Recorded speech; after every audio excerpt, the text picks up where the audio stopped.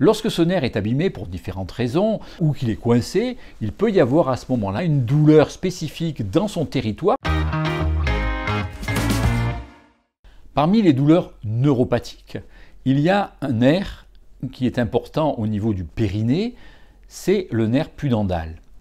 C'est un nerf qui est chargé de la sensibilité de la zone de la vulve, de l'anus, du périnée et jusqu'au clitoris. Il a d'ailleurs 3 branches terminales qui recueillent les informations et qui va transporter le signal sensitif jusqu'au niveau du cerveau. Lorsque ce nerf est abîmé pour différentes raisons ou qu'il est coincé, il peut y avoir à ce moment-là une douleur spécifique dans son territoire, c'est-à-dire au niveau de cette zone qui est autour de l'anus, des lèvres, du tiers inférieur du vagin, voire même au niveau de l'urètre et d'une partie de la vessie et du clitoris, où nous allons rencontrer des symptômes névralgiques, c'est-à-dire des douleurs neuropathiques à type de violentes brûlures, de décharges électriques, de pincements et de piqûres très importantes. Souvent d'ailleurs, ce nerf est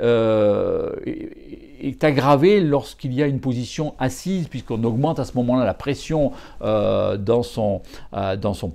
petit canal de passage, qui est le canal que nous appelons le canal d'Alcock, et à ce moment-là, les symptômes sont aggravés. Le plus souvent, cette symptomatologie est d'un côté, mais il peut y avoir parfois des douleurs bilatérales dans ce type de névralgie. Au niveau des traitements, bien sûr, il faudra se cibler, si on pense que c'est une neuropathie de type pudendal, vers le traitement de ce nerf, et le plus souvent, on fait appel, dans un premier temps tout au moins, aux infiltrations qui sont réalisées assez souvent sous scanner, ça permet d'être assez précis, ou parfois, selon les équipes, sous échographie.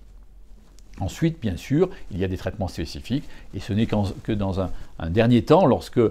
ces thérapeutiques échouent et que l'on pense véritablement qu'il y a un mécanisme de compression, par exemple, que la chirurgie vient libérer ce nerf et peut parfois permettre ainsi de guérir la patiente.